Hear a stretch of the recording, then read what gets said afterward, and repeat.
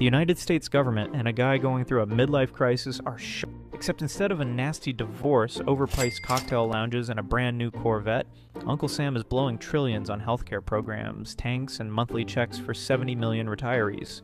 And unlike a normal midlife crisis that you fix with therapy, a new gym membership, and one regrettable tattoo you swear has symbolism, this one is different. And that's because we have to live through it year after year. And this spending problem is exactly how we ended up running a nearly $2 trillion deficit. Which means the United States is spending almost $2 trillion more than it brings in annually. We're like a college freshman with a credit card and no concept of consequences. And what do we do when the debt collectors come knocking? Well, we just borrow the difference every single year, which is why the national debt has now exploded over $38 trillion, a number so large it feels made up.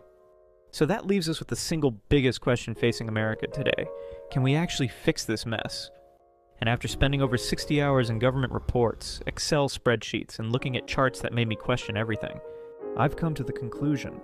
The only options we actually have left are ugly, unpopular, and guaranteed to piss off millions. But before I just rip the band-aid off and jump straight in, let me give you some context. A deficit happens when the government spends more than it collects. Think of it like an unprofitable business. And the United States has been unprofitable since 2001. And recently, it's gotten dramatically worse. Since 2020, we've been running trillion-dollar deficits every year, like it's our new national pastime. Baseball's out, and fiscal irresponsibility is in. And to explain how the world's strongest economy can be bleeding money annually, we first need to look at where the cash is actually going. This is the part of the video where I'm going to start to dive into the important details. And if any of it feels confusing at first, just stick with me. It'll all make sense by the end. Government spending comes in 3 buckets: mandatory spending, discretionary spending, and net interest.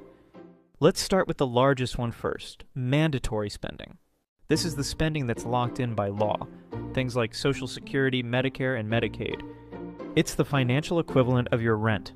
You have to handle it, unless you want serious repercussions. Next up is discretionary spending. This is the spending that Congress chooses yearly. Things like national defense, education, and foreign aid. This is the segment of government spending that politicians love to fight about. And finally, net interest. This is the interest we owe on our existing debt, minus the interest income the government receives. It's not optional, it's not voted on.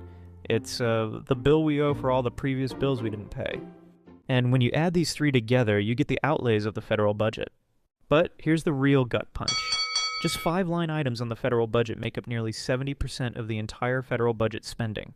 Social Security, Medicare, Medicaid, national defense, and interest. Everything else is pocket change relative to these 5 items. So when that one dude on your Instagram feed screams about cutting foreign aid, the truth is, it wouldn't solve any of our problems. And I can show you. In 2024, the US spent $78 billion on foreign aid. Sounds huge, right? Well, it's not. That's actually only about 1% of the federal budget. So let's say we did cut foreign aid to 0. What would this buy us? 19 days of Social Security payments. 19 days. And then we're back to borrowing. So as you can see, line items like foreign aid are not the issue. They're hardly even a rounding error. If we want to get to the root of the deficit spending and debt problem, we have 2 real options. Option 1, cut national defense spending. And option 2, cut mandatory spending, specifically in the forms of Social Security, Medicare, or Medicaid. That's it. These are the only 2 options we actually have. Everything else is noise that's too small to have any tangible effect on the budget. Because when nearly 70% of your budget is eaten by only 5 giant line items, trying to fix the deficit by trimming around the edges is like trying to lose weight by switching from regular Coke to Diet Coke. It doesn't really matter, because guess what? So we need to be addressing the root causes of the deficit, not trimming the edges. So let's look at our first option, cutting national defense. National defense spending makes up around $850 billion annually, or 13% of the federal budget. But there's an issue with it. Cut defense spending and people will immediately start imagining paratroopers flying down on their house. It's one of the stickiest political issues, and because of this, cuts to it are highly unlikely. And it's not like we aren't overspending. We absolutely are. The United States spends more on defense than the next 10 countries combined, including China, Russia, Germany, and probably the Avengers at this point. And the reason we spend so much is because national defense is an emotional support blanket wrapped around the entire country. And in a world where global tensions are rising, international affairs are a dumpster fire, and the internet keeps telling us a World War III is around the corner, no elected official wants to be the fall guy who cut defense spending. So yeah, national defense cuts aren't likely to happen. Which leaves us with option 2, cut mandatory spending. And mandatory spending is the Mount Everest of our budget challenges.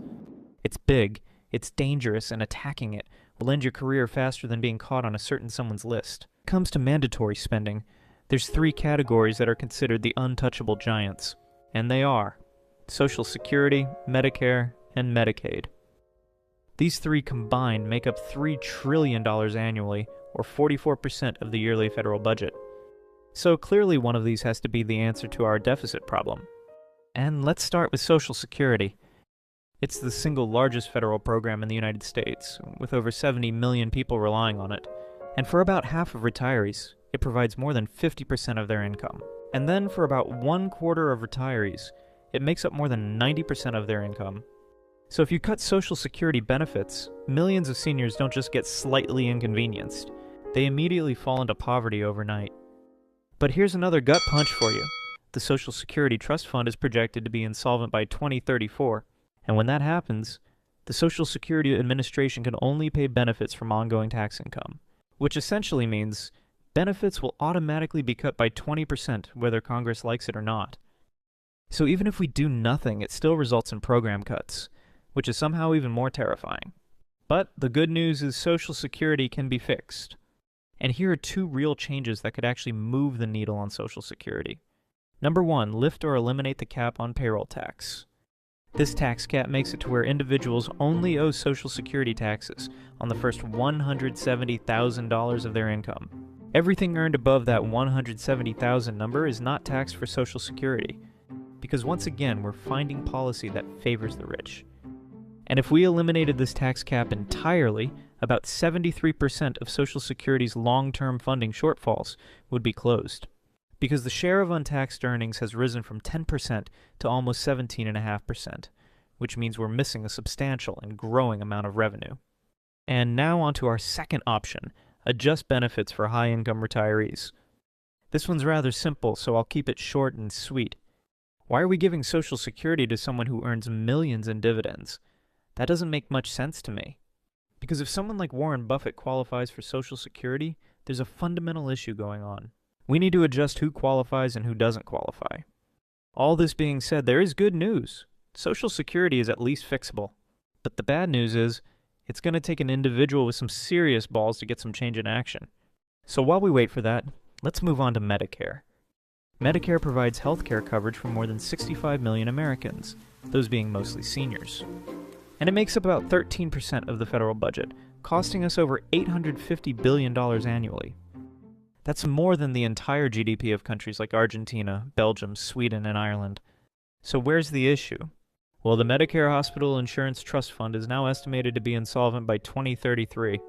This is the fund that covers inpatient care, nursing facility care, and hospice care. And when insolvency happens, the law states that spending cannot exceed incoming tax revenue after the reserves are exhausted, which essentially translates to automatic benefit cuts of around 11%. So what options do we have to fix this? Well, we can raise the Medicare payroll tax.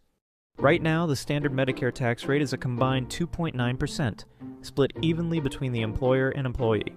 And if we raise the tax rate by 1 point, it would raise more than $1 trillion over the next 10 years. But what if we just wanted to tax the rich? Well, increasing the tax rate by 1 point for just the top 4 tax brackets would still raise $300 billion. And I know, taxes are not fun.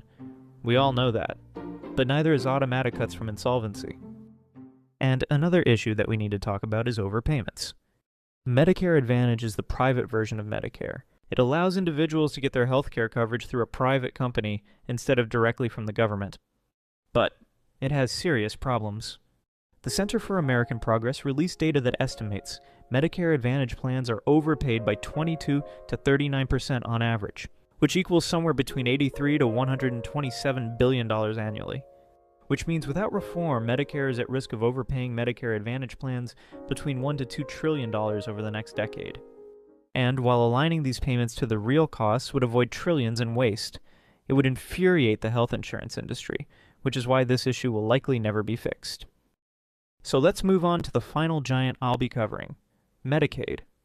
Medicaid covers around 70 million Americans, mostly kids, low-income families, disabled adults, and seniors. It's the thing that foots Grandma's $7,200 a month nursing home cost. And it costs the government more than $600 billion annually, making up over 9% of the federal budget. But unlike Social Security and Medicare, Medicaid cannot go insolvent.